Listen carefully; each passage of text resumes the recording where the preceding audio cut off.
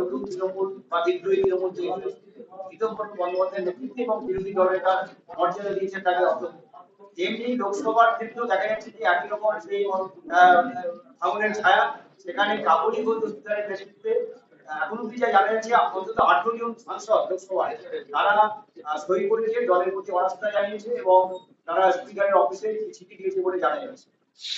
এই যে ভাঙন তৃণমূল তাকে আপনি কিভাবে দেখছেন? না, তৃণমূলে নির্বাচনের পর ভাঙন অব্যাহত এবং এই ভাঙন চলবে। আমার কাছে যে খবর, সুখেন্দু শেখর রায় রাজ্যসভা থেকে পদত্যাগ করেছে এবং ওই যে 18টা বলছো ওই সংখ্যাটা আমার কাছে খবর আরো বেশি বাড়বে। সুতরাং তৃণমূলের ডেস্টিনি এটাই হবার ছিল। আমি বহু আগে থেকে বলছি, এটা নিশ্চয়ই আমার সাংবাদিক বন্ধুরা ভাইরা জানেন, এটাই তৃণমূলের ভবিতব্য, এটাই তৃণমূলের হওয়ার ছিল, সেটাই হচ্ছে। তার কারণ হচ্ছে মমতাকেই মানুষ মেনে নিতে পারছে না, মানুষ পরিত্যাগ করেছে। এমএলএ এমপিরা মমতাকেই মেনে নিতে পারছে না, সেখানে অভিষেককে কি করে মেনে নেবে? ওই ডেপো ছেলেটাকে, সে নাকি লিডার পার্লামেন্টের।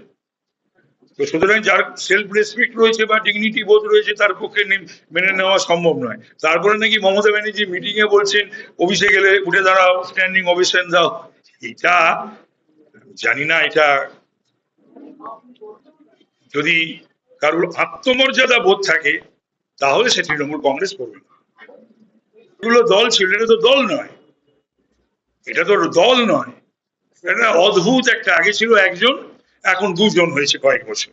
তো সুতরাং একটা রাজনৈতিক দল হলে সেটা বলা যায়, তৃণমূল তো একটা রাজনৈতিক দল নয়, সেটা তো বোঝা যাচ্ছে, সেটা তো আজকে বুঝতে পারছে।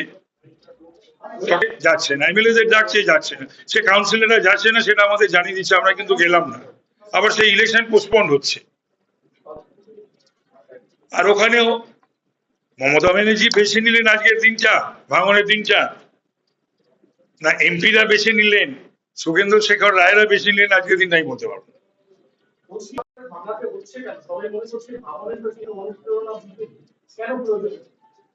আমাদের কোনো অনুপ্রেরণা নেই, অনুপ্রেরণা তো একজনের, আমাদের কোনো অনুপ্রেরণা নেই। আমাদের কেন অনুপ্রেরণা? কেউ যদি তৃণমূল করতে না চায় তাহলে পরে কি বিজেপির দায়িত্ব নিতে হবে যে না ভাই তোমরা তৃণমূলের এমএলএ থাকো, কাউন্সিলর থাকো, রাজ্যসভায় থাকো, লোকসভায় থাকো, এই দায়িত্বটা তাহলে বলো আমরা নিই। এখন বিধানসভায় আসতে যেতে, ঢুকতে বেরোতে, কলিগদের সঙ্গে দেখা হলে মুখ ঘুরিয়ে তো নেওয়া যায় না, এবং যাদের সঙ্গে দীর্ঘ দিনের একটা সম্পর্ক ছিল বা তারা বিধানসভার সদস্য, তো আমি একটা শাসক দলের সিনিয়র মেম্বার হিসাবে তারা ডাকলে কথা বললে কি আমি সরে যাবো? আমাকে তো দেখলেন আপনারা সবাই, যে সকলে আমার সঙ্গে ডেকে কথা বললেন, আমি কথা বললাম। সেটা আমি জানি না কটা ব্লক না ব্লক, সেটা ওরা বলতে পারবে।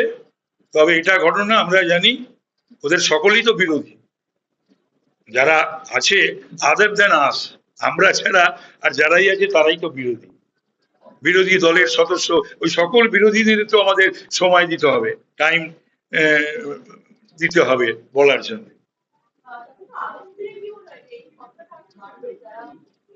দলটাই উঠে যাবে, আবার সংখ্যা বাড়লো আর না বাড়লো, এবং দল যত তাড়াতাড়ি উঠে যায় তত মঙ্গল, গণতন্ত্রের মঙ্গল, সমাজের মঙ্গল, পশ্চিমবাংলার মঙ্গল, দেশের মঙ্গল। এবং এইসব দলের আড়ালে সমস্ত তো বদমাইশ, নানান ধরনের পেশায় নিযুক্ত মানুষরা তাদের কার্য হাসিল করতে আসে, তো সুতরাং সেটা পারবে না, সেটার জন্য মঙ্গল।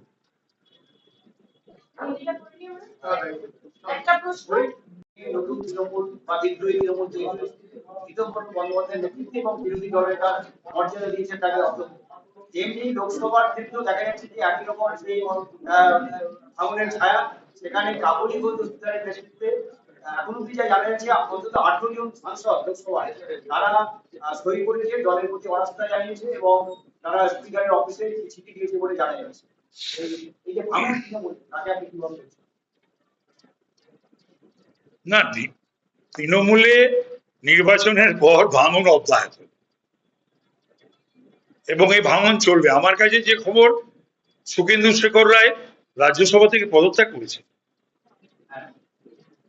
এবং ওই যে 18টা বলছো, ওই সংখ্যাটা আমার কাছে খবর আরো বেশি বাড়বে। সুতরাং তৃণমূলের ডেস্টিনি, এটাই হবার ছিল। আমি বহু আগে থেকে বলছি, এটা নিশ্চয়ই আমার সাংবাদিক বন্ধুরা ভাইরা জানেন, এটাই তৃণমূলের ভবিতব্য, এটা তৃণমূলের হওয়ার ছিল, সেটাই হচ্ছে। তার কারণ হচ্ছে মমতাকেই মানুষ মেনে নিতে পারছে না, মানুষ পরিত্যাগ করেছে। এমএলএ এমপিরা মমতাকেই মেনে নিতে পারছে না, সেখানে অভিষেককে কি করে মেনে নেবে? ওই ডেপো ছেলেটাকে, সে নাকি লিডার পার্লামেন্টের। তো সুতরাং যার সেলফ রেসপেক্ট রয়েছে বা ডিগনিটি বোধ রয়েছে, তার পক্ষে মেনে নেওয়া সম্ভব নয়। তারপরে নাকি মমতা ব্যানার্জি মিটিং এ বলছেন অভিষেক এলে উঠে দাঁড়াও, স্ট্যান্ডিং ওভেশন দাও। এটা জানি না, এটা যদি কারোর আত্মমর্যাদা বোধ থাকে তাহলে সে তৃণমূল কংগ্রেস করবে না। এগুলো দল ছিল, এটা তো দল নয়, এটা অদ্ভুত একটা, আগে ছিল একজন, এখন দুজন হয়েছে কয়েক বছর। তো সুতরাং একটা রাজনৈতিক দল বলে সেটা বলা যায়, তৃণমূল তো একটা রাজনৈতিক দল নয়, সেটা তো বোঝা যাচ্ছে, সেটা তো আজকে বুঝতে পারছে। যাচ্ছে না, এমএলএদের যাচ্ছে না, সে কাউন্সিলররা যাচ্ছে না, সেটা আমাদের জানিয়ে দিচ্ছে, আমরা কিন্তু গেলাম না। আবার সেই ইলেকশন পোস্টপন্ড হচ্ছে। আর ওখানেও মমতা ব্যানার্জি বেছে নিলেন আজকের দিনটা, ভাঙনের দিনটা, না এমপিরা বেছে নিলেন, সুখেন্দু শেখর রায়রা বেছে নিলেন আজকের দিন, নাই বলতে পারবো।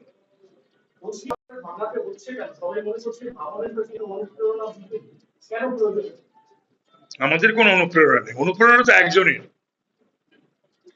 আমাদের কোনো অনুপ্রেরণা নেই। আমাদের কেন অনুপ্রেরণা? কেউ যদি তৃণমূল করতে না চায় তাহলে পরে কি বিজেপির দায়িত্ব নিতে হবে যে না ভাই তোমরা তৃণমূলের এমএলএ থাকো, কাউন্সিলর থাকো, রাজ্যসভায় থাকো, লোকসভায় থাকো, এই দায়িত্বটা তাহলে বলো আমরা নিই।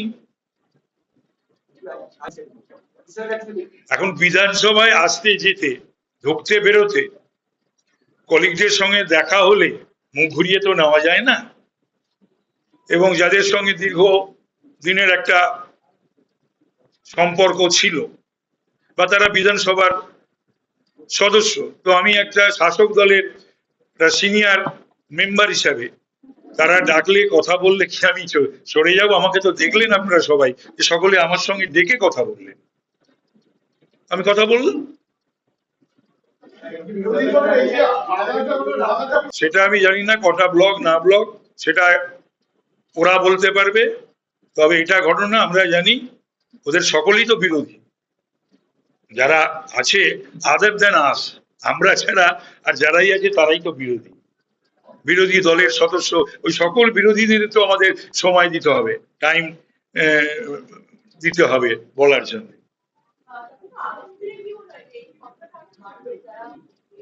দলটাই উঠে যাবে, ওর সংখ্যা বাড়লো আর না বাড়লো, এবং দল যত তাড়াতাড়ি উঠে যায় তত মঙ্গল, গণতন্ত্রের মঙ্গল, সমাজের মঙ্গল, পশ্চিমবাংলার মঙ্গল, দেশের মঙ্গল।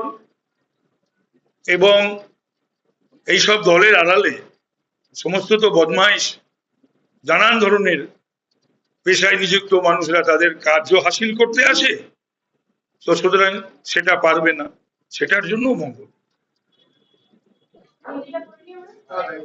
একটা প্রশ্ন,